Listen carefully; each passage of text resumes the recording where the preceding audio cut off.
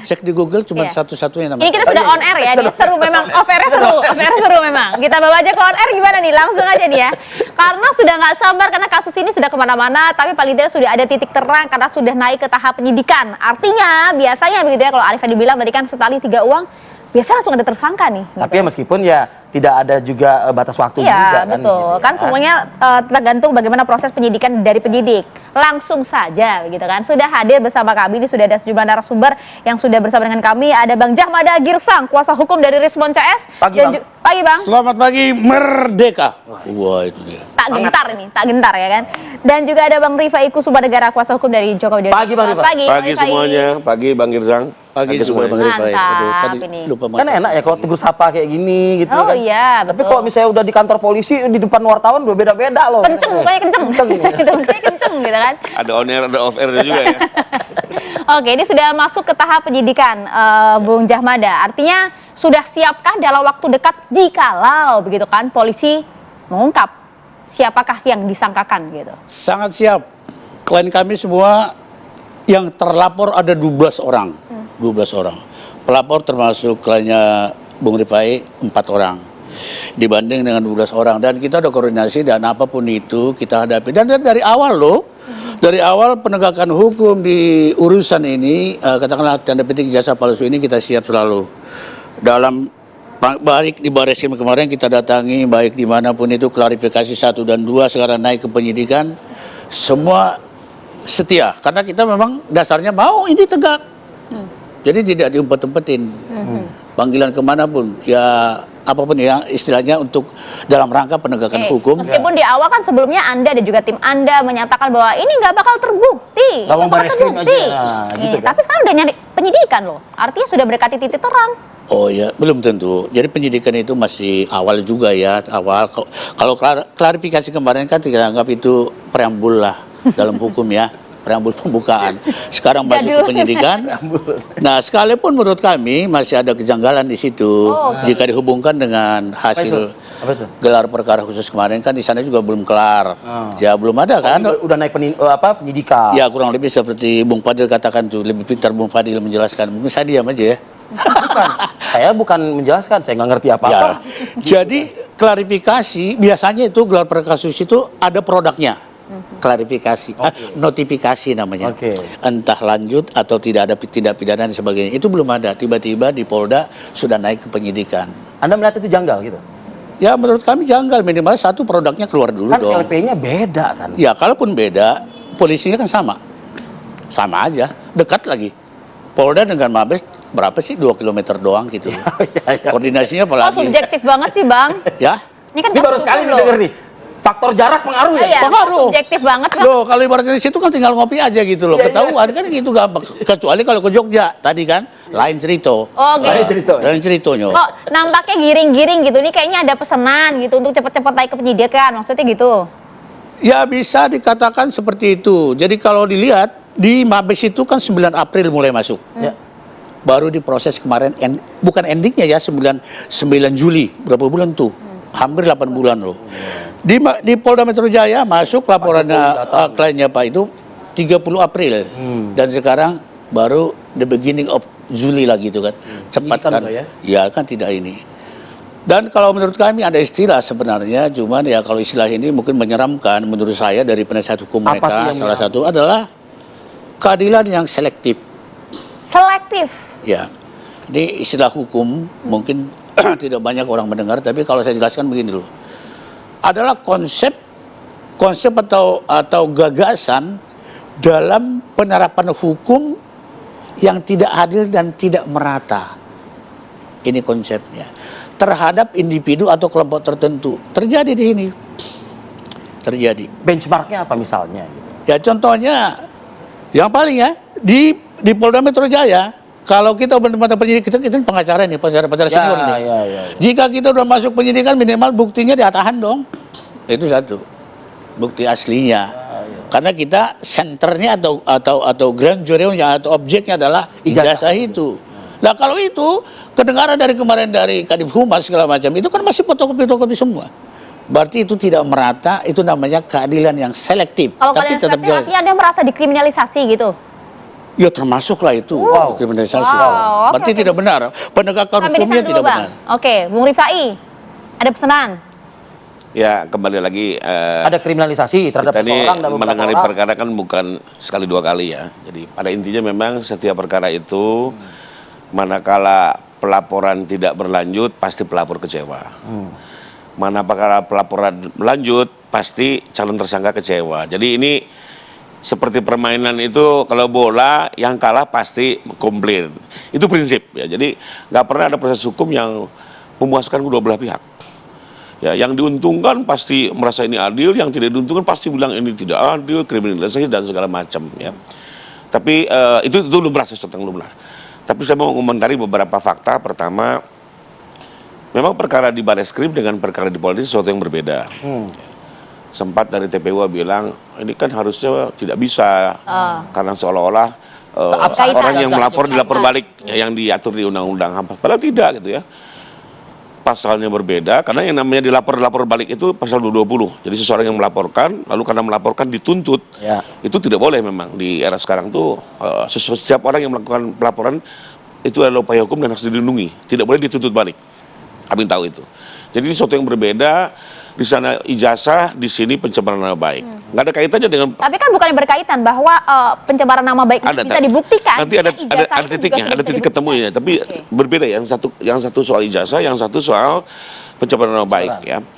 Nah, ada persamaannya. Jadi jurubjeknya pun berbeda. Di sana pelapornya Pak Egy, terlapornya Pak Jokowi. Di sini pelapornya Pak Jokowi, terlapornya dalam lidik. Ya. Kita tidak menyebut nama kan begitu ya. Lalu pasalnya pun persangkanya berbeda. Jadi sesuatu yang bisa beri sendiri-sendiri. Memang ada titik taut. Titik tautnya itu adalah khusus terhadap satu pasal fitnah. Kami kan melapor ada fitnah, penghinaan, pencemaran di IT, pasal 32 rekayasa teknologi, 35 penggunaan data elektronik tanpa izin. Untuk yang fitnah, betul perlu ada fakta ijazah ini asli atau tidak. Ya itu.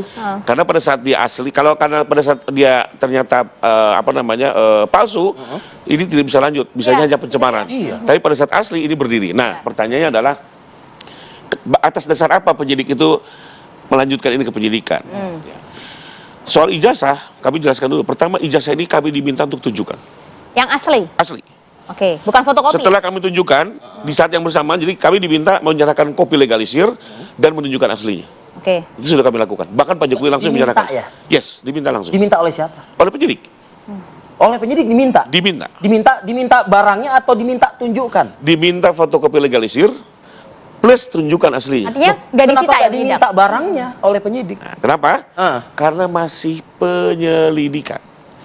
Dalam penyelidikan, Terjawab tuh Bang Girsang. penyidik tidak boleh melakukan upaya paksa. Ya, jadi sebatas apa yang diserahkan bukti-bukti oleh pelapor itu yang diterima. Nah, dalam konteks ijazah memang hanya itu yang diminta. Lalu kenapa ini bisa berdiri ke penyidikan? Karena di Polda itu untuk bukti awal dia gunakan pernyataan. Kan kembali lagi ya. Ya. Keaslian sebuah ijazah berdasarkan Undang-Undang Sisdiknas maupun kaidah-kaidah putusan MK cukup dinyatakan oleh Kepala Satuan Pendidikan penerbit ijazah. Yes. Oke. Dan UGM sudah diperiksa oleh Polda. Itu yang dijadikan. Panjang lebar itu yang dijadikan Jadi bukti standing ya. bahwa ijazah ini asli. Nah, lab itu nanti akan menjadi bukti tambahan edition. Oke. Ya. Seperti yang dilakukan Bareskrim. Jadi saya juga sudah koordinasi. Pada saatnya Polda akan menyita ijazah Pak Jokowi dan akan Dan dilakukan inilah lab ulang. momennya. Dan inilah momen. Akan dilakukan lab ulang. Karena sudah naik Ke menjadi penyidikan. Kenapa Dan dilakukan lab paksa, ya? ulang? Karena lab yang di Bareskrim itu sifatnya non pro justisia, Oke. bukan dalam tahap penyidikan. Oke. Sedangkan yang di sini Ini. sudah penyidikan, jadi harus diulang lagi. Jadi Oke. soal bukti awalnya di mana? Statement UGM. UGM. Lalu Jawab ya. Oke. Oke. Silakan Bang Girsang. Jadi Bung Fadil gini, memang dalam KUHP pasal 1 ayat 2, penyidik itu adalah pekerjaannya untuk mengumpulkan bukti. Dengan bukti itu akan terlihat tindak pidana dan dilanjutkan dengan adanya tersangka. Itu rumusnya. Oke. Berarti kita tunggu. Oke lah, pada saat penyelidikan kemarin tidak tumbuh itu, di Mabes pun tidak nongol loh. Untuk gelar perkara yang kedua itu. Gelar perkara khusus itu tidak nongol juga, padahal kita tunggu. Nah sekarang ini memang kita tunggu. Di sinilah tadi saya katakan, saya akan buktikan ada Gium yang tadi itu keadilan yang selektif berjalan atau diberlakukan nggak dalam proses penyidikan itu kan kelihatan. Kalau itu tidak diperlihatkan lagi, menurut saya rakyat akan menjawab, loh di mana lagi? Berarti Nanti Anda jawab mempertanyakan pengadilan. komitmen ya berarti ya? Ya, berarti tidak nanti- akan diperlihatkan lagi. Nanti jawabannya pengadilan lagi. Sesudah pengadilan lagi nanti di pengadilan tinggi, Mahkamah Kan Agung. memang boleh-boleh saja, emang aturan hukumnya begitu, Bu. Ingat ya kembali ya, saya jelaskan waktu itu kemarin. Sekarang sebenarnya itu bukan masalah hukum doang. Rakyat kita sudah saling ini ya, saling menggesek lah begitu ya. Tidak mengatakan kelompok sana, kelompok sini, ada juga kelompok sono gitu loh. Tapi ini kan menurut saya selain hukum, di atasnya itu ada moral. Nah, siapa sekarang yang konsen terhadap itu, mari kita lakukan agar ini tidak berkelanjutan, agar ini tidak chaos, agar ini tidak apa namanya itu seperti dulu kan sekarang pasal 160 itu apa namanya penghasutan gitu loh. Kenapa terjadi penghasutan? Ya karena memang ini terus gitu loh, terus. Ya akhirnya dalam proses ini Bisa digoreng-goreng. kerjaannya digoreng terus sama siapapun itu saya tidak tahu. Oke. Nah untuk itulah sebenarnya dibutuhkan nih ketingkatan moral, budaya, etika, ketimuran. Oke. Ini menurut saya ya. Oke, saya ke Bang Rifai sebelum kita jeda, Bang, singkat dulu aja, Bang. Akankah ada komitmen klien Anda dalam hal ini adalah Joko Widodo akan menyerahkan sebagai bukti dalam perkara tudingan ijazah palsu ini? Akankah diserahkan? Nah, kita langsung bicara bukti ya. Ya. Fakta. Pak Jokowi menunjukkan waktu diminta Polda. Pak Jokowi menyerahkan waktu diminta Barreskrim. Bahkan diminta untuk menyerahkan untuk lapor, dia serahkan. Intinya, kalau tujuannya jelas, kepentingan jelas, pasti diberikan. Kedua, hari kemarin, beliau ada statement juga di Solo. Saya jadi bertanya-tanya. Di Solo, beliau Apakah polisi tidak meminta? Hanya untuk minta Dipinjamkan dilihatkan saja. begitu loh. minta, yang di Barreskrim minta. Tapi dipinjamkan saja kan, kemudian dikembalikan kembali. Karena kembali lagi, tahapannya penyelidikan itu tidak bisa menyita. Nah, ini kan makanya pertanyaan saya tadi, Sekarang masuk ke penyidikan. Penyidikan. Sita kan? Tapi serahkan. diserahkan benar ya? Betul, Pak. Bukan di persidangan nanti. Enggak, Pak. Berapa harus disita? Karena kan dibawa ke lapor. Komitmen, Bang, komitmen. Oh iya, Nah, oke, cuma saya satu catat, ya. oh. Ini live loh. Cuma satu ya. Ini live, Live. loh. Nah, Live. cuma satu ya. Ini rakyat. Kami serahkan ini untuk proses hukum. Oke. Oke. Bukan untuk memenuhi hasrat. Keinginan-keinginan Nggak sesaat yang sama tidak hasrat jelas. sebetulnya. Hukum nih, Bang, hukum. contoh. Ya. Ada permintaan, tunjukkan, kami mau lihat. The question is, apakah dengan mata Anda bisa memverifikasi ini asli Ya, atau nggak tidak? juga. Akhirnya apa? Lab juga kan? Iya. Jadi kadang ini hanya sekedar seneng aja gitu. Lihat Pak Presiden nunjukin begini dari SD sampai SMA, ijazah-ijazah saja. Ini kadang something ridiculous. AMS gitu ya. Asal mereka seneng. Nah, jadi kembali lagi, kalau tujuannya Bukan- jelas, bukan ini semata contoh lagi. begitu. Jadi- Waktu digelar kan mungkin Bang Girsang ada. Waktu digelar nih, saya bertanya 2 kali dalam forum. Ada semua, Kompolnas, Ombudsman, Iya, iya, iya, lengkap. Saya bertanya 2 kali, tanya, gak ada yang bisa jawab. Saya bilang gini, adakah di ruangan ini yang berani menjamin, termasuk Bang Egy? Apa pertanyaannya? Saya yang lempar pertanyaan. Ya, apa? pertanyaan? Adakah yang bisa menjamin, kalau saya tunjukkan ijazah itu, maka persoalan berhenti?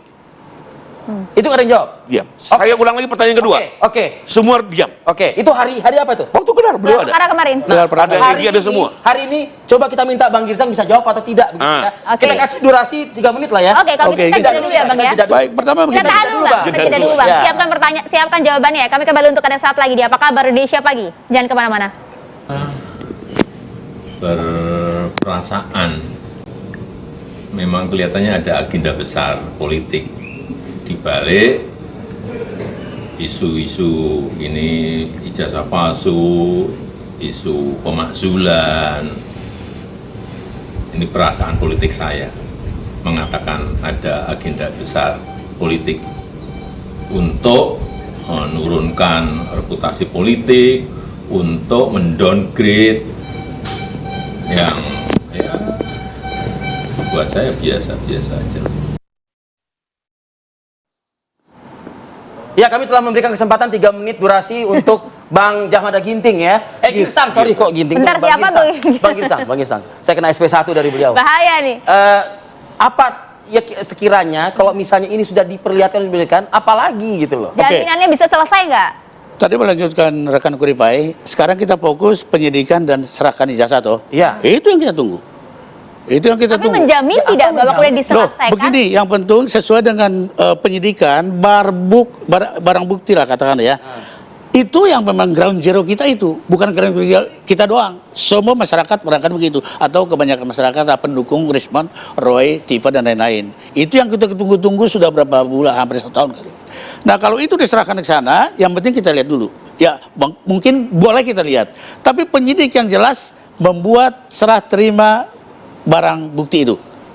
Oke, masalah nanti diteliti segala macam itu kesepakatan juga dengan penyidik. Nggak serta-merta kita paksa, nggak begitu juga. Sesuai dengan tadi, jangan sampai terjadi kekulpaan atau kelupaan lagi. Oh tidak boleh dilihat. Ah itu kan sama juga bohong gitu Menjawab loh. tadi juga berarti Itu artinya maksud saya. ini bukan hanya hasrat semata kan? Kan, bukan hanya hasrat. Ini menegakkan hukum loh. Harus material loh. Ya, materialnya. Deliknya material. Harus lihat memang bukti asli ijazah palsu. Dan diteliti di laboratorium. Dan mungkin itu peningkatan karena mereka ahlinya memang. Jika diperkenankan mari. Dan tujuan kita memang waktu Bariskim kemarin, waktu kita perkara khusus, jika itu ada, silakan. Ahli ini memeriksa itu tidak lama. Tidak lama. Ya. Dua-duanya ahli kok ini. Gitu loh. Baik secara digital ya kalau diperkenankan secara analog juga lebih mantap. Sama-sama. Karena tujuannya kan penegakan hukum ini. Jangan lagi ada yang tertutup. Harus objektif, adil, dan transparan. Kalaupun misalnya Bang Jahmada mengatakan, ya kita kalau misalnya datang ada barang aslinya itu kita lihat, kita teliti, oke kita terima. Nah yang kemarin digelar perkara, kenapa yang kopian malah dianalisa? Kan kopian itu sebetulnya. Loh, Bung Fadil sampai sekarang siapa sih yang mendapat aslinya? Saya tanya. Ya, saya siapa yang bertanya bisa? tentu Iya. Bang. Jangan-jangan ya siapapun tidak, menurut saya, analisa saya, belum tentu ada yang pernah melihat asli. Maaf ya, saya nggak mendahului yang pernah melihat asli. Nah kalau belum ada yang lihat aslinya, kenapa yang kopi kok malah dianalisa gitu? Iya, terpaksa cara mereka meneliti dari digital itu.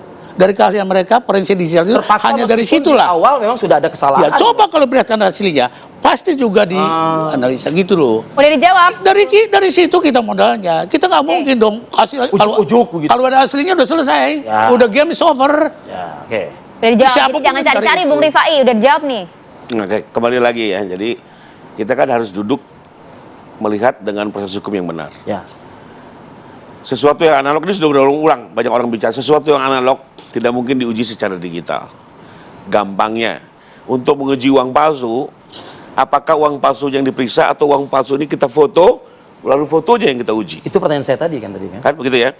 Sementara secara gampang adalah untuk foto ini, apakah bisa ketahuan jenis kertas, jenis tinta, jenis hologram, Bukan asli kok. jenis benang pengaman, tidak bisa dijawab di foto ini. Oke. Tapi kalau analog itu bisa dijawab, di uang palsu itu ada Tapi semua. karena mereka nggak pernah pegang Bang asli. Pertanyaannya lagi kembali. Kalau kita udah sepakat dulu bahwa analog harus dengan analog. Pertanyaannya, siapa lembaga hukum yang berwenang melakukan pengujian analog di Indonesia? Ya, laboratorium forensik. Sudah berdiri sejak tahun yang disahkan negara gitu. sudah berdiri sejak tahun 54 ya, mendapatkan ISO, dia di bawah juga pengawasan lembaga CAN certificate. Tiap tahun tidak hanya peralatan, orang-orang yang pun diuji di dalam pun sarjana kimia, sarjana fisika gitu ya. Masa kita nggak percaya? Kita Anda meragukan Rizwan dan Roy. Pak, kami menangani Bukan nggak mereka. percaya, bukan nggak percaya. Mohon maaf nih. Ya. Karena kan memang kan hanya diperlihatkan saja tadi kan Bang, hanya diperlihatkan. Foto aja, foto latar Beda belakang. halnya kalau misalnya Fotonya. itu diserahkan, lalu dicek di lembaga yang sesuai dengan standar negara tadi itu. Loh, ini kan kembali lagi mundur, ini belum update berarti ini. Waktu di Bareskrim, kami diminta menyerahkan ijazah asli Iya. dan 20 hari ditahan. Artinya sudah pernah nginep lah itu ijazah. Nginep, diperiksa oleh lapor dan keluar hasilnya. Tapi kan kembali lagi, di-challenge dengan cara yang keliru. Dengan cara yang tadi apa? Nggak apple to Digital. apple. Yang tadi Anda Ya. Ya, bayangkan, ya kita gampang lah, apakah mungkin uang palsu bisa diuji secara foto uang palsu oleh digital gitu. Oke. Nah, Sekarang- kembali lagi, ini soal Silakan dulu ya. karena kami menolak digital, karena itu juga kami melihat nggak ada urgensinya orang-orang ini untuk melihat apa lagi. Kami dapat informasi nih, mereka itu tidak capable dari segi pendidikan, pengalaman tidak. Mereka siapa ini mereka? Dua orang nih, Sebutkan. Pak Roy sama Pak Rizwan. Ya Roy CS. Di gelar kita sudah jelaskan, tidak memiliki brevet, ya tidak, pendidikannya juga tidak linear gitu ya. Jadi ya sekarang gimana? Mau kita serahkan, bahkan kemarin kami menghadirkan justru ahli digital forensik. Ya komisi pakar dari yang sesuai dengan standarisasi yang Anda. Dia menjelaskan bahwa memang kami digital forensik tidak boleh men-touch bukti analog. Oke. Itu memang Mereka itu sering standarnya. menjadi ahli di berbagai kasus, puluhan kasus. Itu udah standarnya seperti itu. Itu standarnya. Oke. Bang Giri, Tapi kita senang ini kalau Bung Rifai mengatakan bahwa siap menyerahkan aslinya pada saat penyidikan nanti. ya kan Anda kurang dengar. Bukan, itu kan waktu penyerahan di Bareskrim Ya. 20 hari. Dan kan kita nggak dipanggil.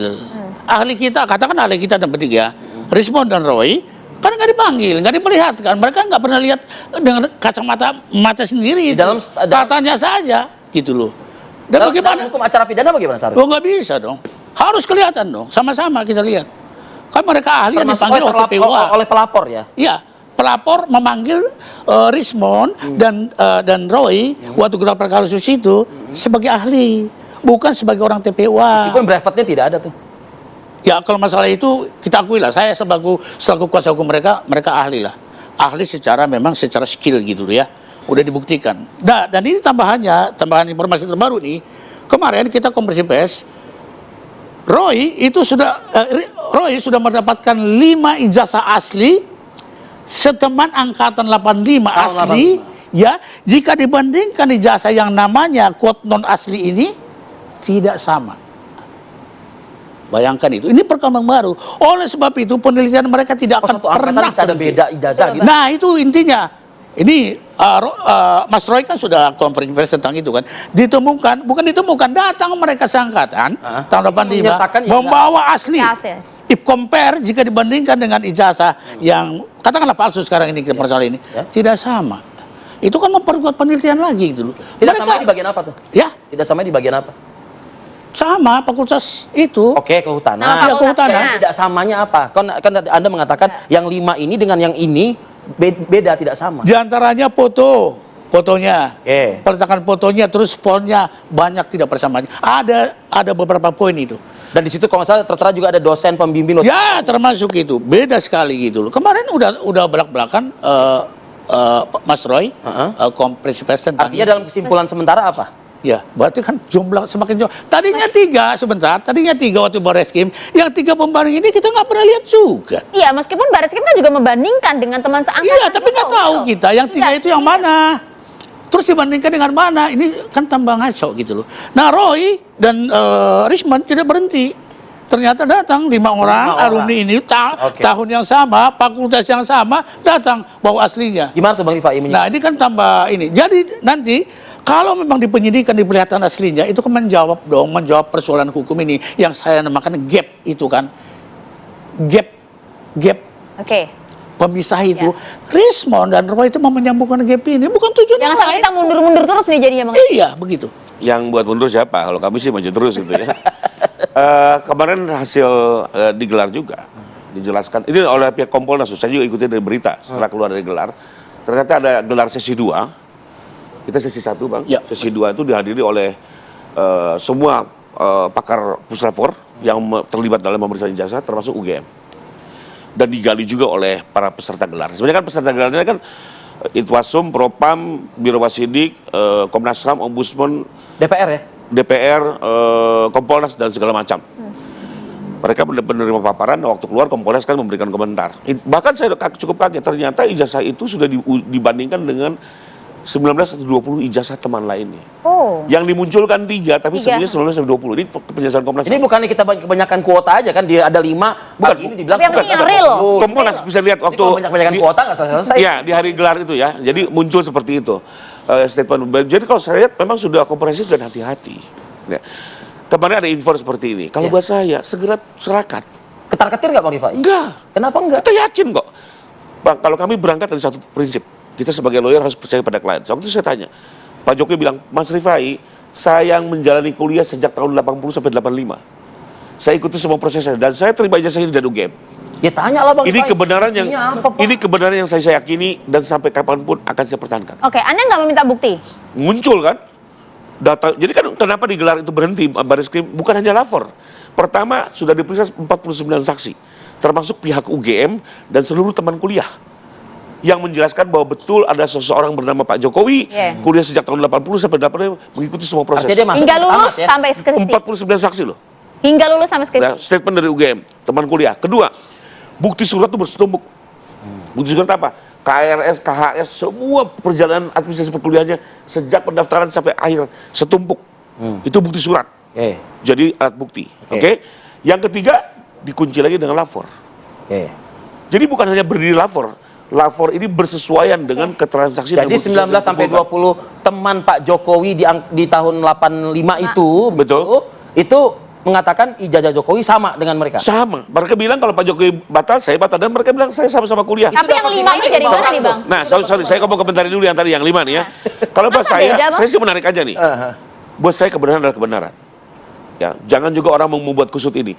Kasih yang 5 itu serahkan ke Barreskrim dan Polda, kita periksa ulang semua. Nah, yang 5 ini diserahin ke Barreskrim nggak? Saya nggak tahu kan masih di klaim beliau. Maksud saya, masih di ya iklan maksud, kita Roy. maksud saya Masih gini, dipegang sama Roy. kita serahkan, kita buka, kita saksikan bersama. Oke. Anda Biar clear gitu. berani? Ini kebenaran, Ya. Mbak. Ini kebenaran.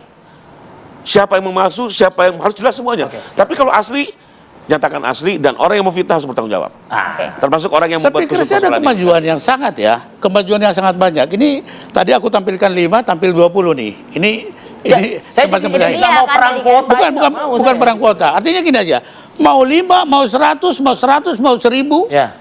Yang paling penting langsung singkatnya aja ibaratnya benang kusut. Saya dulu awal pengacara Bung Padil. Bosku dulu mengajari bagaimana Girisan cara menangani benang kusut. Ku bilang tarik aja Pak, tambah kusut. Terus bagaimana Pak? Gunting tengahnya tarik. Itu cara solving problem benang kusut. Itu analog dalam masalah ini. Nah, digunting aja. Ah, ini aslinya. Itu namanya digunting tuh benangnya. Jangan ditarik. Ini ditarik sama Bung Rifai, ditarik sama Girsa, ditarik sama dan lain-lain. Tambah kusut lah. Nah sekarang analog itu sangat gampang sebenarnya. Udah tampilkan aja. Set. Nggak perlu Dan disaksikan 100. oleh klien Anda gitu ya. Hah? Dan disaksikan oleh klien Anda. Iya dong, baru itu nanti transparan kan. Kan kita udah jadi komplit, saya jelaskan. Bukan lagi rivalitas. Rivalitas mah jeb-jeb doang dalam tinju. Ini udah komplit. Oke. Udah gugat sana, gugat sini. Oke. Nah hari Tapi ini, tadi jelas saya tambahkan Nuril. menambahkan tadi, Rismon hari ini melaporkan juga di Nah, ini Polda Yogyakarta. saya mau Ya. konfirmasi. Jogja. Apa yang dilaporkan oleh Rismon? 378 penipuan waktu Pak Jokowi ketemu di Desnatalis Gajah Mada yang panggil itu Pak Mujo, Pak Kasmujo kan? Kan berdiri dia. Aduh Bapak ini kan pembimbing skripsi saya kan, Ya. dosen pembimbing skripsi saya kan, gitu loh. Oh iya, mangguk aja kan saat itu kan, tidak ada komentar karena itu acara sangat resmi gitu Oke. loh. Tapi sesudah berapa saat kemudian Rismon langsung datangin. Sebelum Rismon datangin juga sudah mulai kan ada suapan-suapannya. Terus Rismon datangi rumah Pak Kasmujo, kalaupun dia tidak terima secara familiar, tapi Rismon sebagai peneliti sudah pengalaman toh menghadapi yang seperti itu gitu loh. Tapi tetap terucap tidak. Nah, berarti itu kan ada pembohongan, ada penipuan lah gitu kan. Itu yang dilaporkan intinya hari Rismon, ini. Dengan klien Anda bukti tahu ya? nggak jawaban Ada tidak bukti Pak ya? Kasmujo itu apa? Tidak itu jawaban. Tidak, dosen kan Rismon kan menanya, apa betul Pak, Bapak pembimbing dosen pembimbingnya Tidak mau skripsi. bicara mungkin Bang, tidak Nah, itu mau maksud bicara. saya. Kan Gitu, Bang. kan connect, kita bisa ulang ke videonya. Oh tidak. Saya tidak ada itu di adik, kurang lebih gitu kan. Jadi Anda akan melaporkan itu ke Polda, Ya, berarti Jogja? ada penipuan kan, penipuan informasi kepada publik kan. meskipun itu juga bisa jadi penggiringan juga loh itu. Ya artinya tadi memeluas, makanya saya bilang tarik aja benangnya, gunting aja, Oke. gunting solving problem, benang kusut jangan ditarik, gunting saja, tak tarik begitu. Jadi yang melakukan penipuan, Itu pada Padang loh itu. jadi yang melakukan penipuan dalam laporan itu nanti siapa? Ya Pak Jokowi dong. Tanggapan Anda pendek saja mungkin? Ya, Terkait Hari dengan ini, laporan. Bang. kalau dilihat kan ini yang membuat persoalan semakin kusut, semakin keruh. Ya itu dia. Kata Bang kita Gunting aja. biar terang benar. Sebelum Jangan lu ditarik. ngomong gunting, kan justru yang benang ini yang dibuat putar-putar kan teman-teman TPU ternyata kan gitu. Buat LP baru, apakah ini membuat persoalan semakin tenang? Terang. Tidak, kan gitu. Apalagi kalau kita lihat pasal 378 itu ada unsur-unsur yang harus dipenuhi. Oke, ada kebohongan, tipu muslihat. Kedua, ada kerugian. Pertanyaan kerugiannya apa? Apa urusannya gitu loh? Kalau informasinya palsu, Ya, jadi seseorang memberikan informasi misalnya tidak tepat pun tidak serta-merta dianggap sebagai penipuan yang dimaksud 378. 378 itu lebih kepada penipuan produk yang merugikan konsumen, itu pasal. Jadi saya lihat juga penggunaan pasal ini kok selain dipaksakan ya, terus juga membuat situasi semakin tajam gitu ya, dan akhirnya saya semakin meyakini memang ini perkara ini bukan spektrumnya murni hukum. Banyak sekali permainan politik di sini. Artinya kembali ke pernyataan Pak Jokowi tadi itu. Ada agenda besar. Ada agenda besar yang Anda sedang merasa bermain gitu. Anda terseret dalam agenda besar itu, Bang Girsang? Hari ini sesudah kami bertemu dengan klien kami secara sering kan, no bohir, tidak ada bohir, Tidak ada agenda besar. Ini benar-benar murni penelitian mereka. Biaya sendiri, Rismon sampai kurus kering. Benar loh. Ini makanya saya dukung. Loh kalau Anda peneliti benar, sama dengan peneliti dulu, bumi ini bulat. Itu kan luar biasa. Sebelum Masehi sampai abad 17 tuh. Berapa ratus tahun itu. Penelitian yang dilakukan Aristoteles terakhir oleh Galileo Galilei. Akhirnya dunia mengatakan, ternyata dunia bulat toh, nggak gepeng, nggak persegi gitu. Itulah penelitian. Mulia menurut saya. Kita hargai. Artinya Anda juga sudah siap betul kalau kemudian tadi sama Bang Rifai kita sama-sama hadirkan, kita sama-sama buka bersama ya Bang ya. Karena ingin memotong tengahnya tadi kan Bang? Iya, gunting. Itu filosofi dari Minangkabau. Kembali lagi ulang. Bukan termasuk untuk menggoreng-goreng tadi. Oh tidak lagi. Kalau Dari diputus TPUA nih katanya goreng-goreng. jangan ditarik. Kalau tarik bidik tambah kecil kan itunya, gumpalannya. Dibuka sudah gunting lagi. Itu filosofi analogis sebenarnya. Meskipun menurut Bang Rifai, kalau mau gunting ya udah nggak usah buat laporan baru. Itu loh Bang. Oh, enggak apa-apa, itu tinggal ditarik aja. Ya oke. Oh, akhirnya bisa ditarik Berarti juga. Bisa dong, LP kan bisa ditarik. Jadi saya bingung pagi ini mau gunting atau mau menarik nih. Kembali ke pemirsa lah pagi ini. Tergantung dari itunya, tergantung dari penyelesaian masalah ini dong. Oke, kalau Kita gitu pun nggak mau kita luas kok. coba lihat akankah Nggak mau dilanjutkan lebar. atau justru ditarik ya. Terima kasih banyak. Nggak mau persegi panjang. Yang ada, terima maunya kasih Bung bulat. Rifai. Sama-sama, Atas Mbak. waktunya bersama kami di Apa Kabar nih? Indonesia. Terima kasih. Terima kasih. Udah, ambo, nadonyo. Kenapa saya menggunakan bahasa Minang? Beliau ini Istrinya orang Minang. Minang. Nah, ini bapaknya yang Minang. Oke, ya kan. Baiklah, kita lanjutkan nanti bagaimana nih akhirnya ya. Kita inginnya sih clear, jelas semuanya ya. Kalau gitu kita jeda dulu pemirsa, usai jeda kami akan hadirkan informasi mantan Menteri Pendidikan Kebudayaan Riset dan Teknologi Nadiem Makarim. Ini kemudian hari ini akan kembali dimintai keterangan oleh Kejaksaan Agung sebagai saksi terkait kasus dugaan korupsi pengadaan Chromebook. Sesaat lagi untuk Anda.